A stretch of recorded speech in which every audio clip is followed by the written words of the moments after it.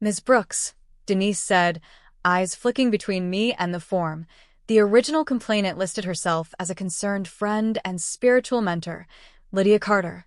And my breath snagged against my ribs because Lydia is the woman who used to braid my hair before Easter service, who held Daniel when he was colicky, who called my pound cake, communion in a pan. So why would her handwriting ride a horse with a rider like Nina's lawyer behind it? The name didn't just sting. It rearranged furniture I thought was bolted to the floor, because trust isn't a couch you scoot when it squeaks. It's the studs in the wall, and I felt the studs tremble while Denise explained that the report described me as confused, malnourished, and under undue influence, which would be funny if it weren't an accusation carrying a flashlight and looking for my dignity. Do you know that dizzy second when your body remembers a kindness and your head says you might have to call it a weapon? Pastor Helen's hand found my forearm, a steadying weight, and she said, "Denise, you have seen the opposite in this house." And Denise nodded, already ticking boxes that sounded like apologies in bureaucratic. Observations contradict report. Client alert. Environment orderly. Support network present. And the sound of a government pen telling the truth soothed something animal in me, but the wound had been named. Lydia, my friend, had put me in the path of the machine. And machines don't care whose name typed the form, do they? "May we invite Lydia to join, with your permission?" Denise asked. Sometimes people file in panic and need clarity, and I heard panic as a word people like Nina feed to good church women who confuse worry with work, and I said yes, because I wanted Lydia to see my eyes when I said the sentence I'd written on yellow paper. My name is mine, and I wanted her to hear the ring in my voice without tin on it. "Would you allow the person who filed your storm to sit at your table and sip your calm?" While Denise made the call, Pastor Helen squeezed my hand once, the kind of squeeze that says I'm not leaving if this turns into a room full of smoke. And I thought about how Lydia started sitting with Nina at women's brunches these past months, how Lydia loves a lost lamb story and Nina never met a stage light she couldn't plug into a socket named pity. And I remembered how Lydia's husband lost his job in March and how Daniel paid for their water heater as a blessing, which in hindsight looks like a down payment on favor. Have you ever seen how charity can be turned into a receipt waved in your face? Lydia arrived with a paper bag like she'd brought a peace offering, still warm rolls that smelled like honey, and the moment her eyes met mine the old tenderness rose in me, because her cheeks still have that gentle sag that made babies trust her shoulder, but she also carried the look of a woman who's been taking instructions from someone with a louder mouth than her conscience, and she set the bag down and started to cry before we sat, which used to uncork me too, but today I was ajar with a tightened lid. "Have you learned to keep your tears in their holy place until they're invited?" "I didn't know," Lydia said between sniffs. "I only saw Nina's text. She said you were wandering the hallways after surgery and calling people by the wrong names, and when I tried to call you, didn't answer." And Denise glanced at me, and I held up my hospital bracelet with the time-stamped discharge papers and said, "I was waiting for my son who forgot me, and then I rented a car and drove home to my changed locks." And Lydia's lips trembled around the word forgot, as if it were a tooth coming loose. Can a single detail you thought was compassion turn to gravel the moment it meets in actual time? Pastor Helen slid a tissue box forward and said, "Lydia, help me understand. Who told you to file?" And Lydia blinked, stuttered, then whispered. Nina said a report would get the court to protect Eleanor's assets from scammers, and the last word felt like a comedian heckling their own punchline, and Denise, bless her plain kindness, said, "The report triggered a search warrant against Eleanor, not against any alleged scammers," and Lydia's shoulders sagged as if someone had swapped out her spine. Have you ever watched recognition fall on a face like rain on dry soil that cracks before it drinks? "Lydia," I said, keeping my voice soft so the sentence wouldn't break on the way out, "I love you for the casseroles and the hairpins and the car rides and the prayers and parking lots, and I love you too much to let you be used as a weapon with my name tied to the handle." And her tears stilled the way a child stares at a sharp thing, and she nodded, a tiny hinge unsticking. "I'll go with you to retract it," she whispered. "I'll sign anything." And Denise's pen paused midair, as if to say, "There. That's the point where we start rolling the machine back. Do you know the sound of machinery halting because one brave woman planted her foot?" We drove in a caravan to the APS office. Denise in her sedan, me and Pastor Helen in my rental, Lydia behind us in her Buick that always smells faintly of cinnamon, and in that sterile gray room where sadness often signs itself, Lydia retracted with shaking hands and a set jaw, and Denise notarized while explaining the process to nullify the complaint, and I felt the minor hum of systems correcting themselves, like a train switching tracks before it can plow into a station, but the engineer who threw the wrong lever still had a name, didn't she? When we returned home, Reynolds was waiting with new printouts and an energy that meant he'd found a seam in the wall, and he laid down a page with bank logos at the top. Attempted online wire transfers flagged at 3:12 a.m. and 3:15 a.m., both denied after two-factor verification failed, and my stomach iced because at 3:12 a.m.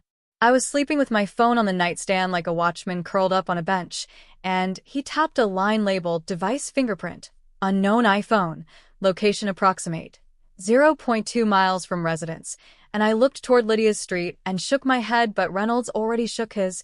It pings closer, he said, eyes on my driveway, and the air condensed into a blade. Have you felt the shape of a thing find its outline right over your threshold?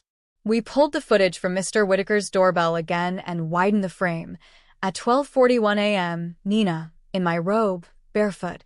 At 3:12 a.m., a figure with a ball cap in the shadow of my oak tree tapping on a screen, backlit by their own error, and when the porch light kicked on they flinched and fled, cap brim flashing a stitch D, and Reynolds didn't have to say it but he did.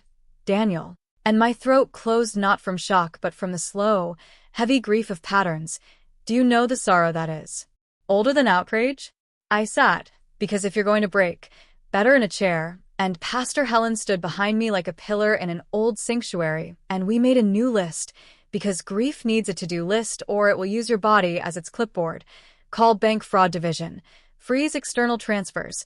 Rotate passwords on a schedule. Direct all calls to voicemail. Meet with Daniel tomorrow but in Reynolds' office with glass and copies. And I added a line at the bottom in pen that could not be erased. If he admits, mercy. If he denies, distance. Would you dare to write a rule like that for your blood? Minutes later, Daniel texted from his new number. Pastor Helen had made him activate one. Can I come by? I need to explain. And the impulse to reply with immediate no flared, but wisdom asked for daylight and witnesses, so I wrote back. Tomorrow 9 a.m., Reynolds' office. Bring your phone. Bring the truth, and I turned my phone face down and exhaled, because choosing the time and place is the difference between being a doormat and being a door with a lock that loves you. Can you feel how schedule is a boundary with shoes on? Evening came with a peach stripe across the sky, and for a blessed half hour the house felt normal. I chopped onions. Pastor Helen rinsed beans. Lydia set my table with care that felt like repentance laid flat, and we ate with small hums at the edges of our bites, the way women hum when they are stitching something back together and the needle keeps finding purchase. And just when the last spoon scraped, my flip phone trilled. The number I'd protected for the circle I trusted, and Alvarez's voice slid through, grave. Miss Brooks, quick heads up. We just got a call about a disturbance heading your way, and in the background I heard radio static crackle like fat on cast iron, which is the sound of protection leaving its seat.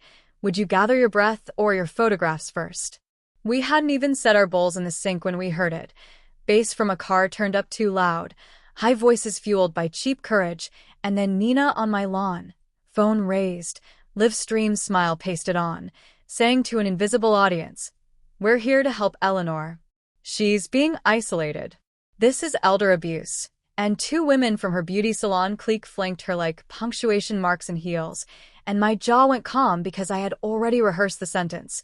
Do not speak to me except through the proper channels, but today those channels arrived with siren blue sliding over my maple leaves.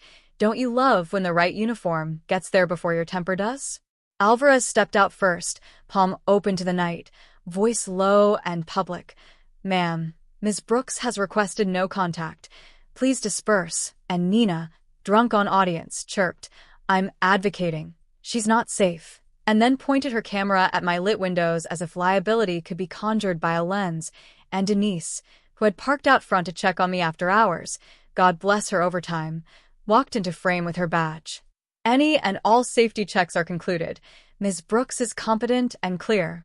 And Nina's mouth pinched, calculation faltering when the stage manager pulled the curtain.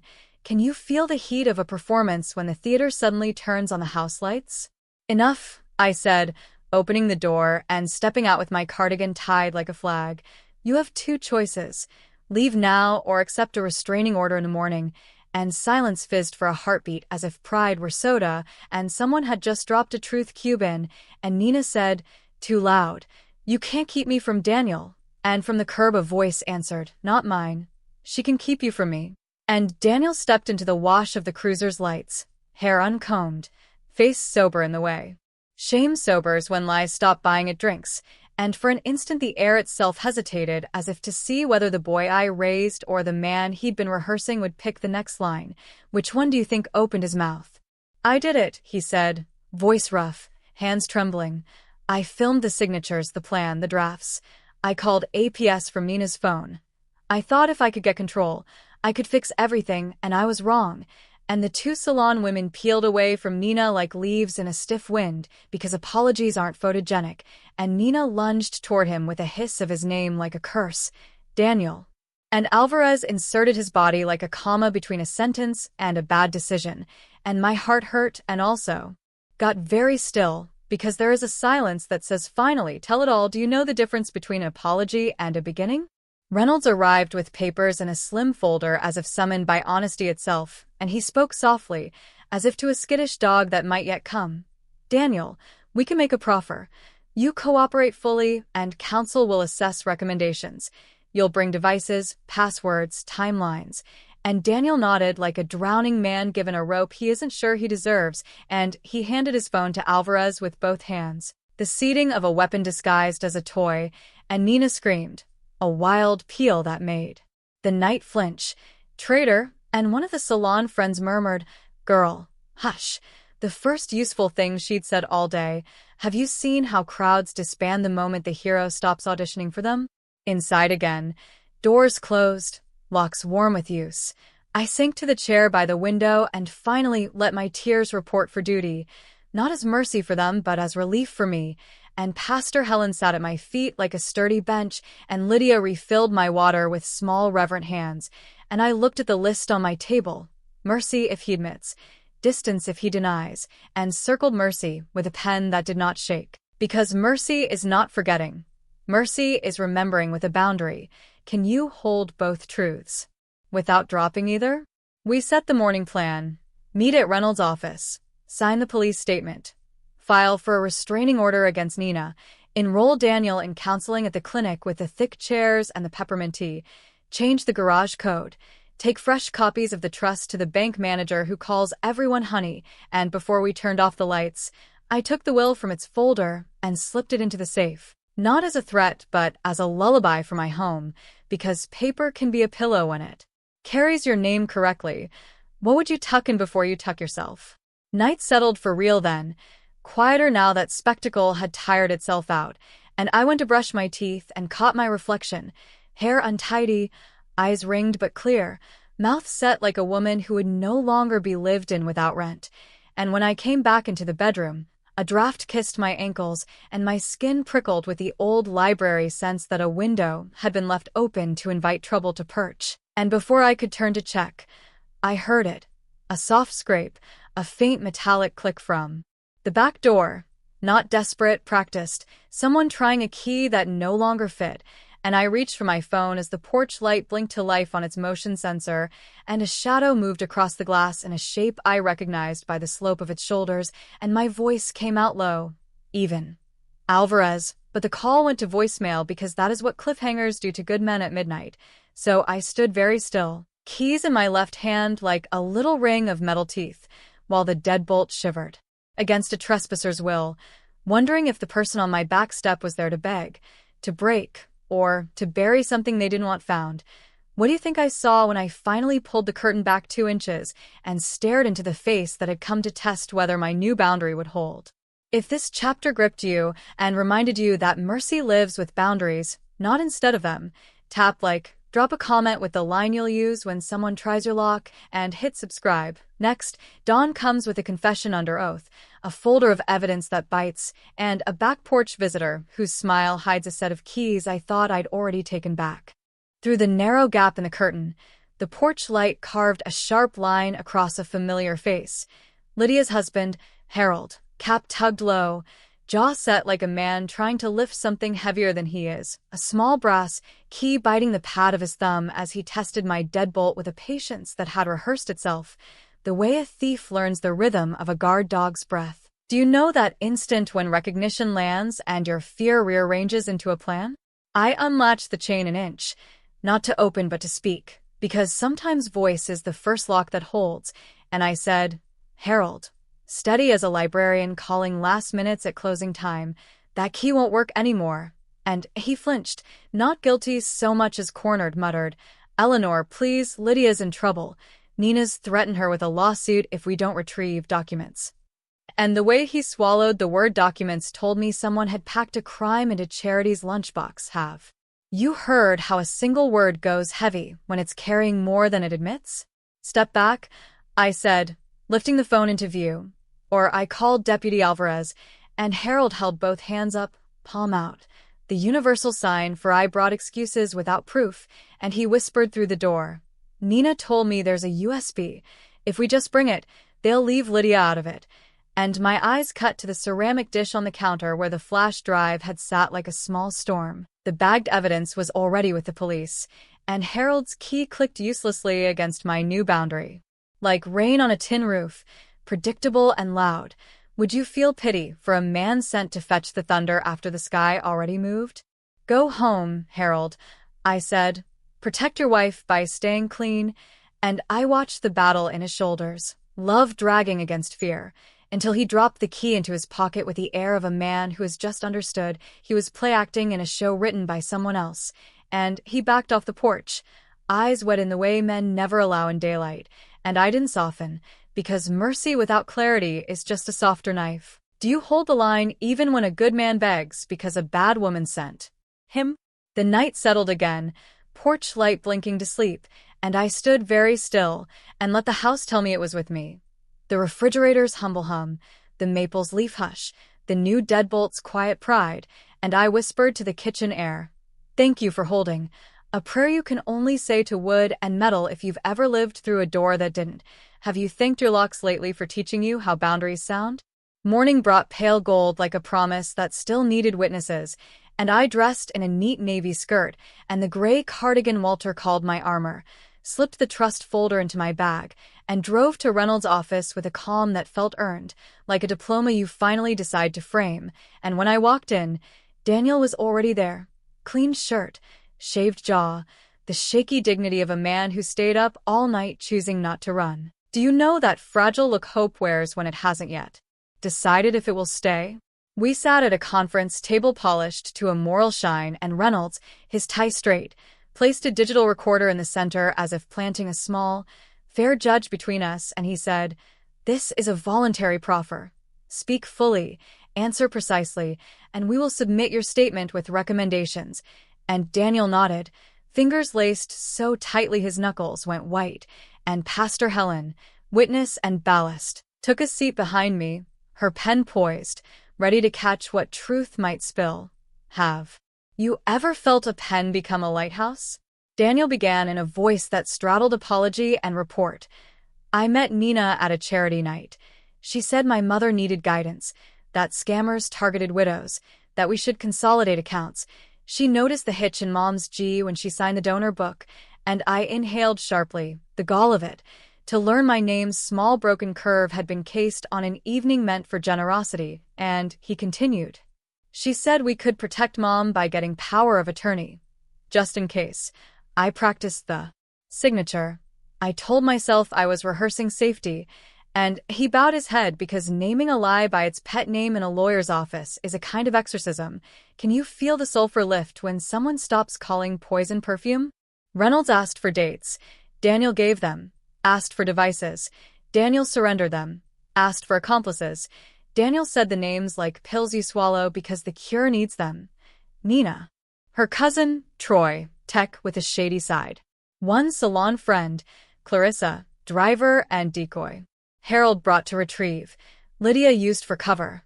And he covered his eyes with one palm, one small, boyish gesture that made my heart pull and also stand firm, because love can ache and still hold a line.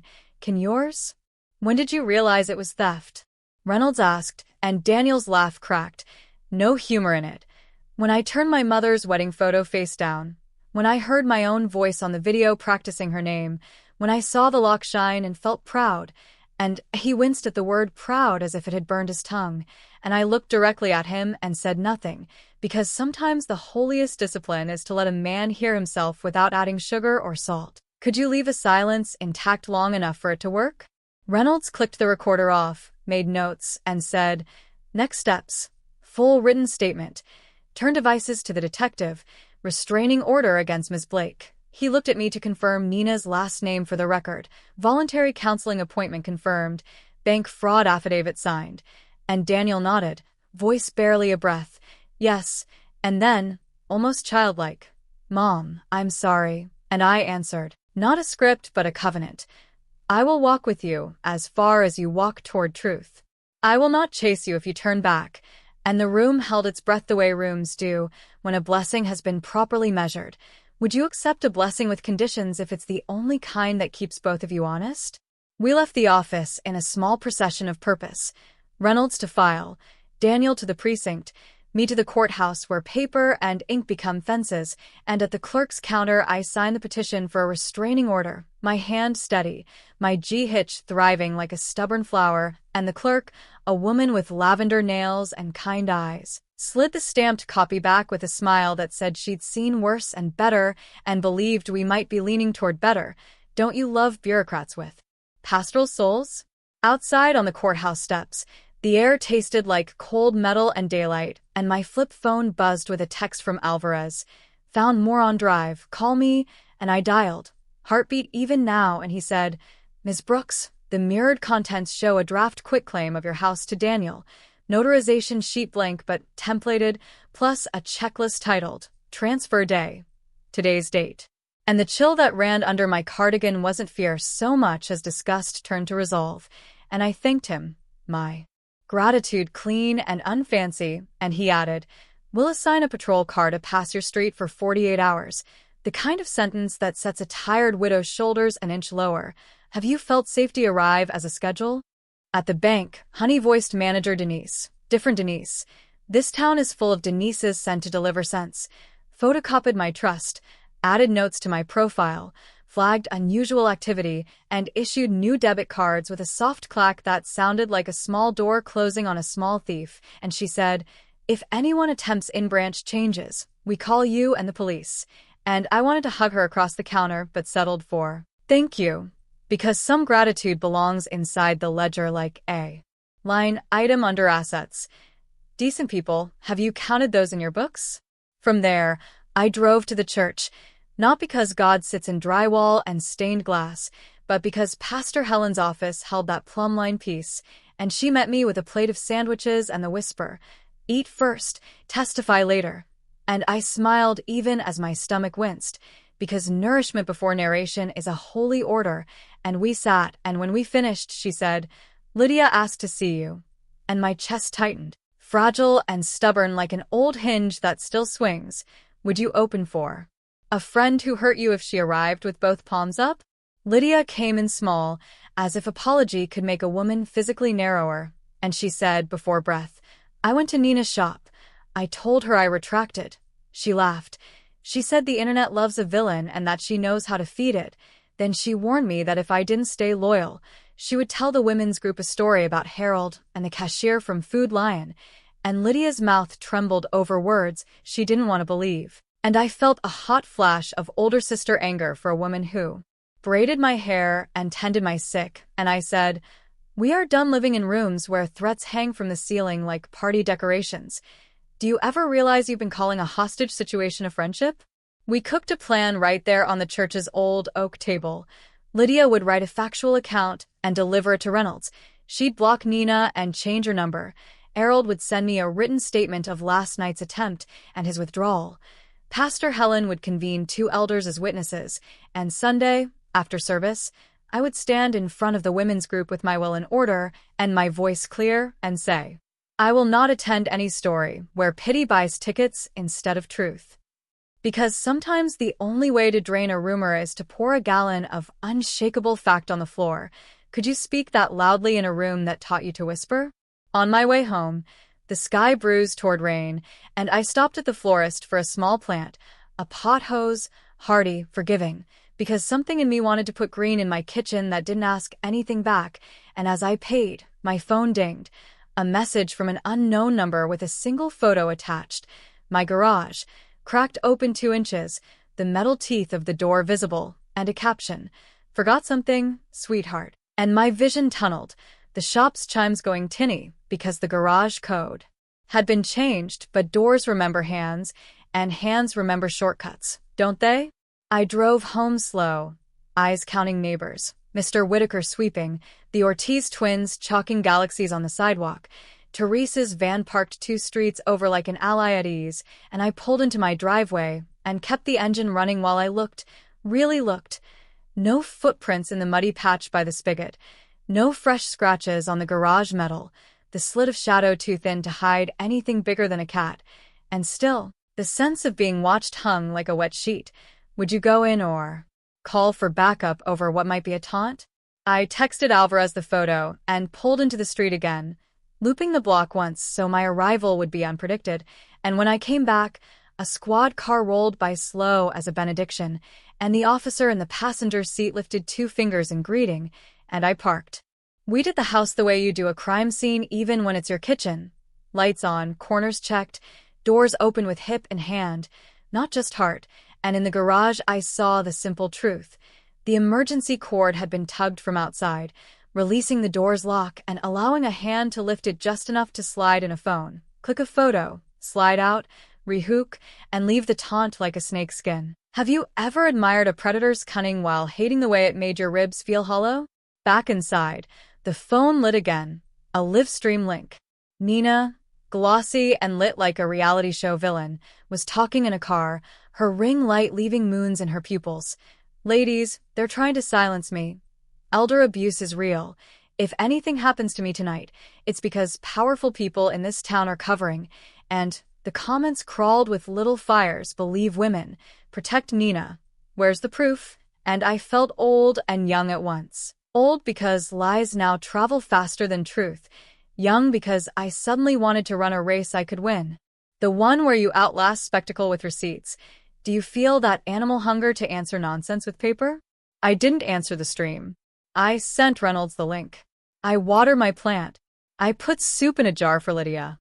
I wrote on the yellow pad, "Do not join her stage," and the doorbell rang, a sane sound in a day that had forgotten how to be sane, and when I opened it, there stood Denise from APS with another woman in a neat blazer carrying a thin laptop and a thicker smile, and Denise said, "Ms. Brooks, this is Investigator Jean Murray, the County DA's office. May we come in?" And the way Murray's eyes took in my tidy kitchen and my steady hands made me think she had thrown her own share of bad men out of decent rooms. Do you trust the competence that doesn't need to narrate itself? We sat. Murray opened her laptop. Alvarez joined by phone. Reynolds patched in on video from his office. Pastor Helen slid into a chair at my elbow, and we began layering the story like phyllo dough. Documents, timestamps, doorbell footage, the signature practice, the transfer checklist, the APS retraction, the bank's flag, Harold at my back door, the garage taunt, the live stream, and Murray said, "We have enough to charge Ms. Blake with forgery, attempted exploitation of an elderly adult, and cyber harassment. Mr. Brooks will be offered a cooperation agreement contingent on compliance." And the sentence fell into the room like a brick that wanted to be a foundation. Will you build on it, or will you throw it back? "Ms. Brooks," Murray added, "we'd like a controlled delivery. Invite Nina to collect something she believes valuable. We'll be present. The moment she touches evidence, we move." And my heart ricocheted, because the teacher in me loves a trap that teaches, but the widow in me is tired of performance, and I looked at Pastor Helen. She lifted one brow, choice, and I looked at Reynolds. He nodded, safety, and I looked at my plant. It sat green and patient, saying nothing and everything about harm and healing. Could you host such a scene in your living room if it meant closing the chapter with a clean spine? We crafted the invitation in plain text like a gray dress that looks like a uniform. Nina, I've decided to return your robe and hear any final words you have. 8 p.m., front porch, 10 minutes only. And we sent it from the old number, the one Nina still thinks she rents space in, and Murray set her watch, and Alvarez texted, "Unit staged," and I made tea because water boiled in readiness is older than any courtroom, and I placed the blue robe, freshly laundered, folded, on the hall table like a decoy dove, and I breathed, long, slow, precise. Will you believe me when I tell you that courage can smell like Earl Grey and clean cotton? 8 o'clock arrived dressed in dusk, and right on time, a car idled half a block down, light off, engine low. Nina's figure approached, phone already up, ring light in hand like a halo for the wrong saint, and she stepped onto my porch with a smile as sharp as a hook.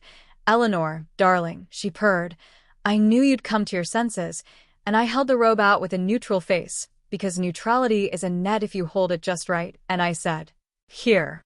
Say what you came to say." And she leaned into my doorway like she owned the air between us and whispered, "Delete everything, sign the deed, and I will let your boy keep his freedom." And I felt something inside me finish standing up, the part that had been half risen since the hospital bed. Have you ever felt yourself reach full height inside your own bones? Before I could answer, tires whispered, doors thumped, footsteps climbed. Alvarez appeared at the bottom of the porch steps with Murray, and their presence moved across Nina's face like a weather change. Fast and not to be negotiated, and Murray said, "Miss Blake, step away from the door." But Nina, fueled by the drug of an audience, pivoted to the phone and said to the live stream, "They're persecuting a caregiver," then reached for the robe with a flourish to make it look like a peace gesture. And as her fingers closed on the silk, Murray's voice cut clean, "You are under arrest for forgery and attempted exploitation," and for a heartbeat, everyone froze in the tableau. The robe lifted, the ring light glaring, the law steady, before motion snapped back like a rubber band. Do you feel the crack when a performance finds its curtain? Nina recoiled, stumbled, the ring light clattering like a dropped crown. Her phone skittered across the boards. She hissed a word even my long life has not made me immune to flinching at, and Alvarez, professional and firm, guided her wrists into cuffs with a gentleness that felt like a sermon on the difference between force and care, and the street held its breath. The Ortiz twins peeking, Mr. Whitaker pretending to fuss with his hedges, until the cruiser door closed with a finality that sounded like punctuation. Have you ever heard a period in the wild? Inside again, the house felt larger, not emptier, like it had been waiting to exhale, and Pastor Helen sat me on the couch and pressed the warm side of a mug into my palms as if to remind my nerves which temperature is home, and Murray took a statement at the kitchen table while Reynolds texted a line that dawned on my screen like a small sunrise. TRO motion filed. Protective order granted. Court date set. You did it. And I wanted to argue that I had not done it alone, but the truth is both. I had not been alone, and I had done it. Have you ever allowed yourself the luxury of a both/and? A soft knock sounded then, 3 polite taps that belonged to neither bully nor badge, and I opened the door to find Daniel on the step. No swagger, no script, just a paper bag and a look of someone who has finally walked out of a burning building into night air that doesn't judge him for coughing, and he lifted the bag like an offering. "Mom, I brought you the ledger from the glove box. Nina kept a list. I didn't see it until today." And his hand shook, and he added, like a boy asking if there is a spare bed, "I'm going to the station to finish the statement. Could you pray?" And a mother in me that dates back to a colicky night in 1994 stood up and set a hand on his cheek. "I already am." I said, "Do you know the precise weight of a blessing that asks nothing back?" He left. We watched the taillights. The plant sat green. The tea cooled.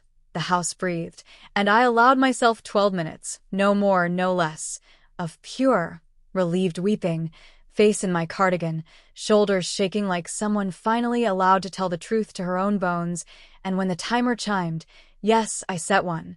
Discipline is my angel now. I wiped my face, washed the cups, and wrote on my yellow pad, "Chapter closed. Nina." Chapter opening.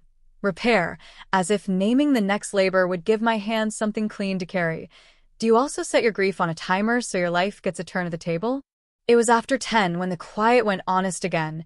No cars, no voices, only the small, faithful drums of a house remembering it's a shelter, and I slid the chain into place and turned the deadbolt with a gratitude that tasted like bronze. And I had just reached for the light when my phone buzzed against the counter with a message from a number I didn't know, a single sentence that made the hair on my arms rise. "You moved faster than we planned. See you at the reading, Eleanor," and a tiny .pdf icon blinked beneath it like an eye. I tapped against every rule I'd written for myself, and the document filled my screen. A calendar notice from a law firm I didn't recognize, Hollis and Todd. Subject line: Estate of Walter Brooks. Supplemental will reading. Date: tomorrow. Time: 10 a.m. Location: downtown. And my heart did something strange. A startled leap. A deep ache. A question that splintered into 10 smaller questions. Because Walter's will had been settled years ago, and if someone had found or forged a supplement then. The story we were closing had a secret door dug into its floorboards. What do you think I'll discover when I walk into that wood-paneled room in the morning and hear my dead husband's name read aloud by a stranger with a smile I don't yet know how to trust? If this chapter held your breath and then handed it back, tap like, drop a comment with the line you'll use when someone tries to make their emergency your duty, and subscribe. Next, I sit in a room where old words claim new power. Owl speaks from the past, and a single clause threatens to unlock a box I thought I'd already sealed. By morning, the PDF invite sat on my phone like a small, smug door, and I could feel my pulse in the bandage line as I dressed in navy again. Cardigan armor, sensible flats, hair pinned back with the clip Walter used to call my no-nonsense buckle, because if my dead husband had a new set of words waiting for me, I intended to meet them standing up, not crawling. But tell me, have you ever walked toward a room where the past might reach out and take your wrist?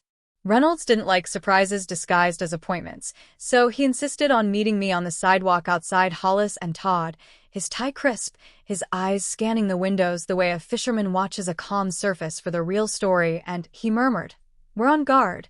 If this is a codicil, we'll validate. If it's a setup, we'll outlast it." And I breathed easier hearing his simple verbs line up like soldiers, because verbs, validate, outlast, make better company than hunches when you're about to open a door, don't they? Inside, the law firm smelled like lemon oil and quiet money, and a receptionist with a name tag that read Cora offered cucumber water as if hydration were a legal service, while I took a seat in a conference room whose walls wore diplomas and a watercolor of a barn so tasteful it looked like it had never once housed anything messy. And I curled my fingers around my purse strap, because sometimes leather is the only thing you can hold without apologizing. Do you ever count the safe textures in a room like prayer beads? The door opened and two people entered. A gray-suited partner with hair like iron filings who introduced himself as Brian Hollis, and a younger associate with a kind mouth and alert eyes who said, "I'm Amy Todd," and I noted how she set the file down with palms flat, like a person who knows paper can injure as quickly as it can heal. And Hollis cleared his throat in that ceremonial way men use when they plan to put your life into bullet points. Can you hear ceremony curdle when it's been borrowed for theater? "Ms. Brooks," Hollis began, "thank you for coming on short notice.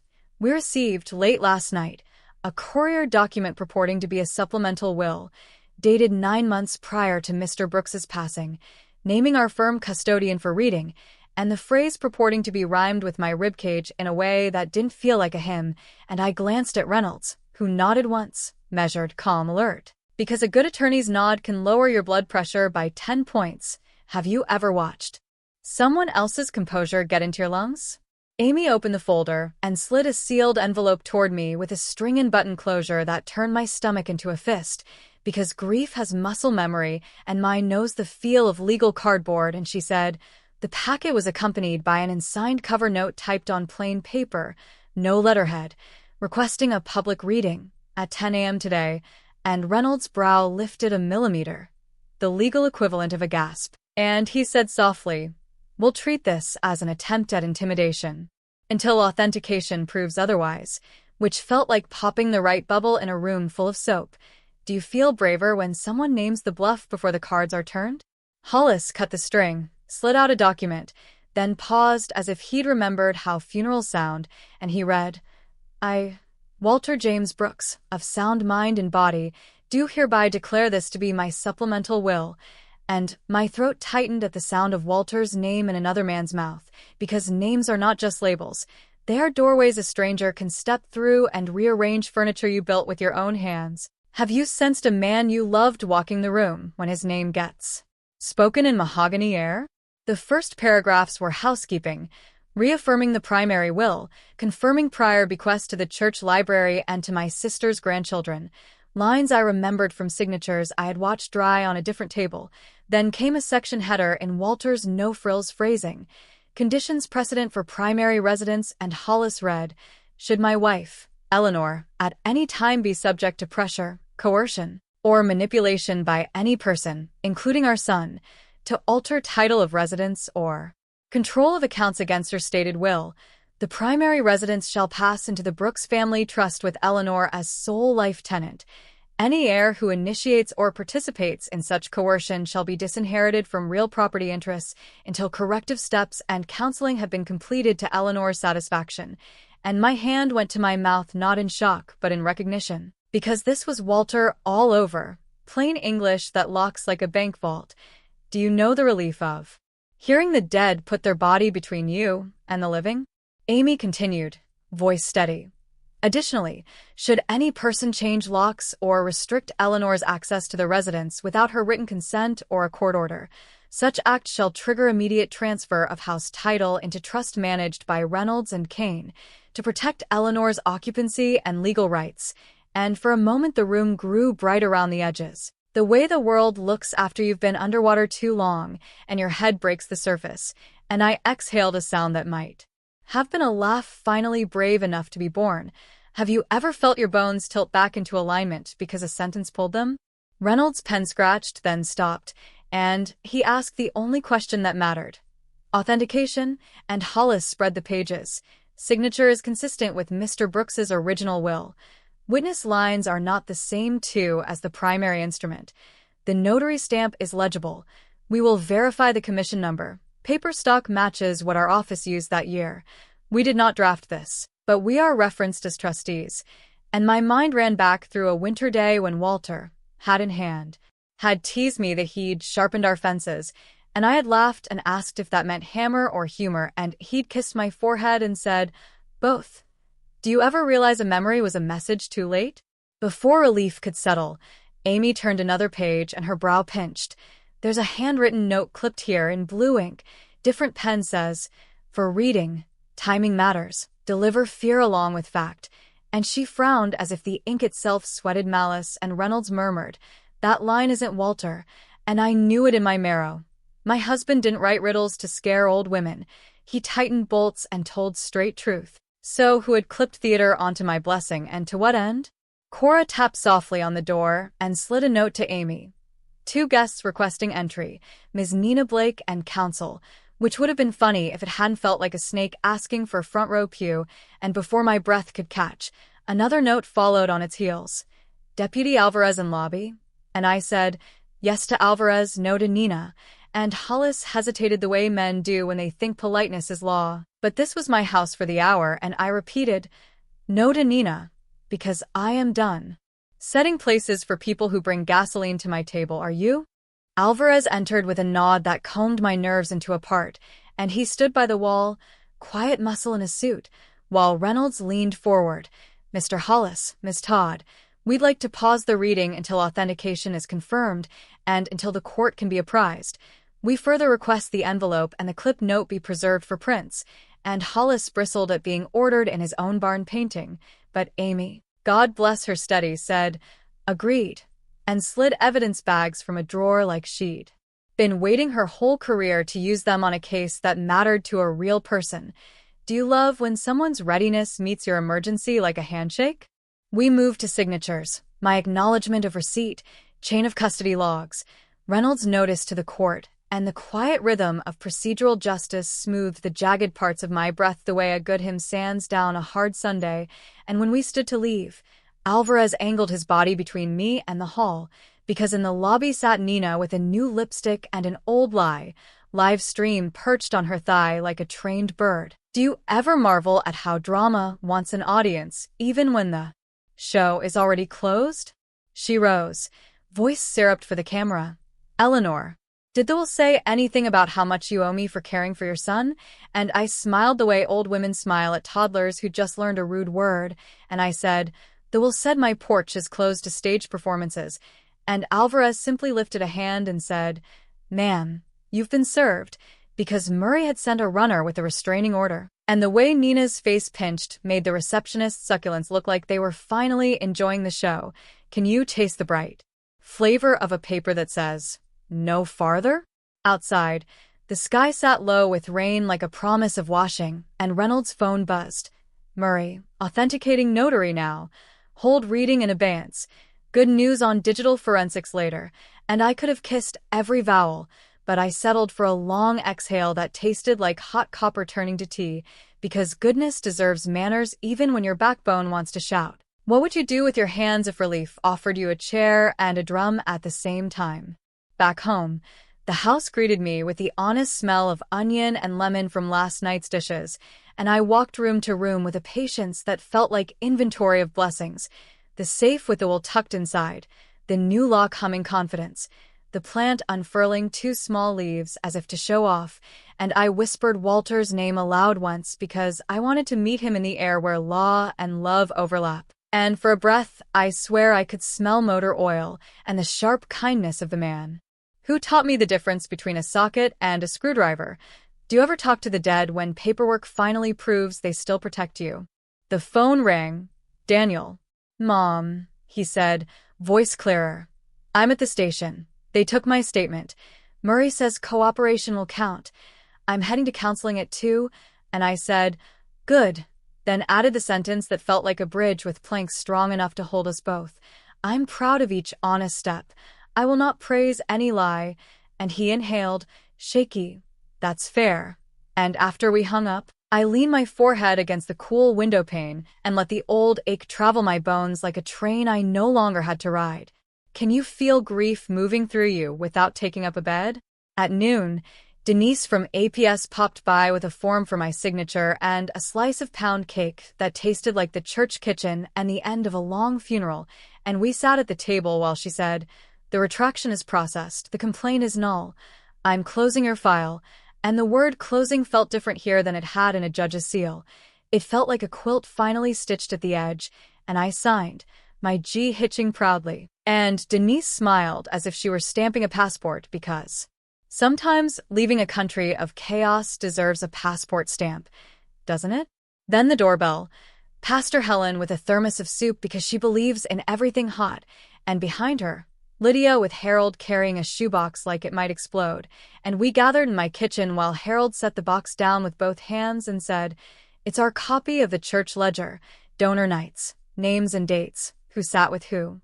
And Lydia looked at me, shame and stubborn kindness wrestling on her face. There's a note in here. Nina's handwriting, assigning seats around you and Daniel. She stacked the table with women who would testify if needed. And the room went cold the way rooms do when you realize you've been prayed for and prayed on in the same week. Have you ever seen a seating chart turn into a blueprint for a con?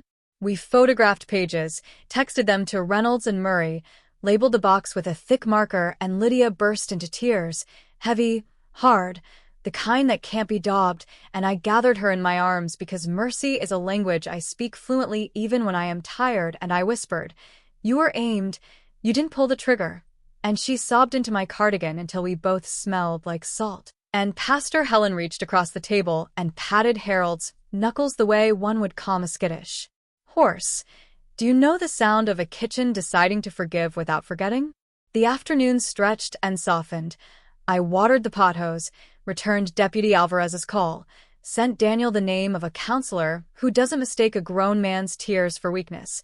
And then my flip phone showed a voicemail from an unfamiliar number, and a man's voice, reedy and careful, said, Miss Brooks, This is Edwin from Safe Bank Storage. Mr. Hollis asked me to confirm you'll be coming by to access Safe Deposit Box 121, your late husband's box. There is a time lock. We can admit you at 4. And for a second my knees considered not keeping their appointment, because boxes are like graves and gifts both, aren't they? I told myself what I tell children when they are scared of the stairs at the library. One step, one rail, eyes forward. And at 3:55 I stood at a counter that smelled like brass and carpet cleaner while Edwin, a man built like a paperclip, clicked through protocols and then led me down a vault corridor lined with quiet little doors, and he inserted his master key and nodded for mine. And when the box slid free it felt heavier than paper and lighter than sorrow, if that makes sense to anyone but a widow holding her past. Does it? Inside, a manila envelope thick with documents, a small velvet pouch tied with twine, a folded note with my name in Walter's sure hand, and I pressed my fingers to the loops of my name the way you touch a child's cheek to prove they are real, then unfolded the note. L, if you're reading this, something went wrong I tried to guess at. The supplemental will handles the house. The pouch holds the key to something I didn't want anyone to use unless they meant it for you. The envelope explains it. All. Remember, a socket wrench is not for pounding, love, W. And I choked on a laugh that hurt because, of course, tools and metaphors always with my man. Is your grief ever funny and brutal on the same line? The envelope contained copies of the supplemental will, affidavits from the notary and 2 witnesses, men from the shop I remembered, gruff kindness, intact integrity, a letter of instruction to the trustee, Reynolds and Kane, and beneath it, a deed, and signed, prepared in my name to transfer a small parcel 3 counties over into the trust, with a handwritten note. Cabin lot, promise kept. Use it as refuge or sell if needed. And my eyes filled because I had always wanted a place where summer could breathe without bills trailing it, and Walter had been saving a slice of river for me. Had I known he had been tucking away pieces of peace? The velvet pouch rattled light. I untied it and tipped it into my palm. A key, old and nicked, with a tag that read simply Locker 3, Dawson Station, and a folded slip. Emergency fund, cash only, in case bank cards become weapons. And I laughed through wet because my husband had prepared for the digital sins of boys who thought they invented schemes. And I had to sit on the vault stool because the tenderness of being so seen made my bones want to rest a minute. Do you ever feel loved so? Specifically, that even your anger has to pull up a chair and breathe? We signed the access log. Edwin resealed what wasn't needed right away. I tucked the note into my cardigan pocket like a warm stone, and as we stepped back into the day, my phone buzzed. A text from Murray. Notary authentic. Witness verified. Supplemental will is real. Also, TRO standing. Arraignment date for Blake confirmed. You are protected.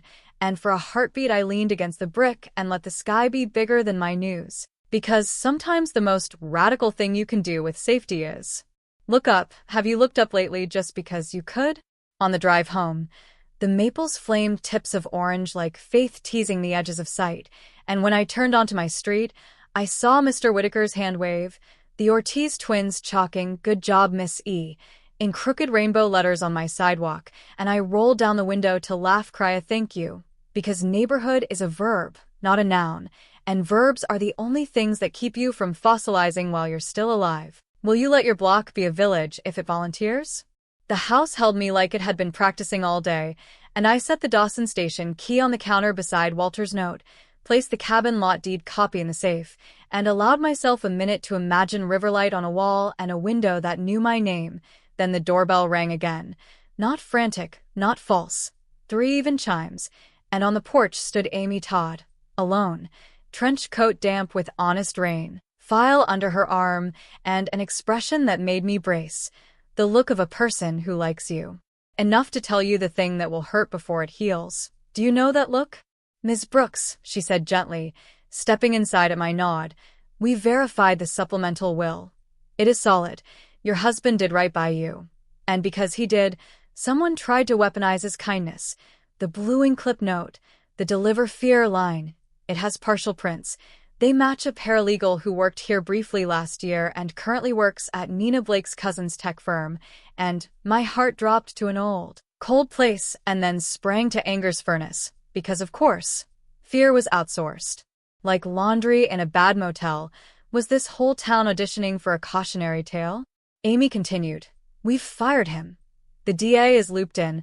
I came in person to say, I'm sorry our letterhead got used as a stage prop, and I put a hand over hers on the folder because apology delivered in rain deserves warmth, and I said, thank you for bringing truth to stand in my foyer, and she smiled, a real one, not the kind that knows it's being photographed, and added, one more thing. Walter left a short audio on an old CD. It played when we opened the file. He said it was for your ears only. And she produced a slim jewel case like a relic from a simpler century. Have you ever held a voice inside plastic and felt your ribs become cathedral rafters? After she left, I stood with that little square of a decade and plugged a portable CD player into the kitchen outlet, a relic I kept because librarians are saints of obsolete machines. And the disc word up, clicked, and then there he was. Walter's voice, low as late summer. L. If this lands right, you're eating pie somewhere and rolling your eyes that I made a fuss, but if it lands heavy, know I have hedged the garden. You let in who tends, you lock out who tramples, our boy. If he forgets the gate, make him rebuild the fence one post at a time, and if he balks, rest. Resting ain't quitting. I love you. And my knees got wobbly in that clean, harmless way tears make wobbly, because how dare love be so specific it tells you how to breathe. I wiped my face, squared my shoulders, and wrote on my yellow pad, fence posts, Daniel, counseling, restitution, Sunday calls, 1 year sober finances, witness sign-offs, and under it, River, call county to confirm taxes, drive to Dawson Station, locker 3, do not go alone, Alvarez, because joy requires logistics too, and I was going to schedule my piece like a job that paid well. Will you let joy demand a calendar entry without apologizing? At 6, Daniel texted a photo from the counseling center. Cheap carpet, tissue box, his shoes, and the caption, I told the truth until my throat hurt, and I typed back, that pain is a good sign. Bring water, and I set 2 glasses on my table, one for me, one for the future that had finally earned a chair, and I wasn't going to drink either until I knew which guest would arrive first, mercy or distance. Can you sit with thirst if it teaches you which sip matters? Dusk tucked itself into my porch light. The plant unfurled another leaf like applause, and I almost believed the night would be an ordinary one with soup and a mystery novel, when my phone chimed with a message from a number I didn't have saved, 3 words and a grainy photo that made my heart pitch. Dawson Station. Tonight, the picture of a storage facility gate ajar, the weathered sign listing hours that promised it should be closed, and in the lower corner a shadow I recognized by the angle of its cap, the same stitched D from the doorbell footage, lingering at the edge of a pool of lamplight like a man waiting to see if the fish take the bait. Do you think I grabbed my keys and called Alvarez at the same time, or did I make another choice that will matter more than either when I step into a corridor of little metal doors and hear the click of one opening down the dark? If this chapter steadied your breath and tightened your resolve, tap like, tell me the sentence you'll use the next time someone tries to make fear your schedule, and hit subscribe. Next, a storage locker rattles, a river lot answers a question I didn't know I was asking, and a figure with a stitched cap decides whether to walk toward grace or toward a box that will finally count his lies.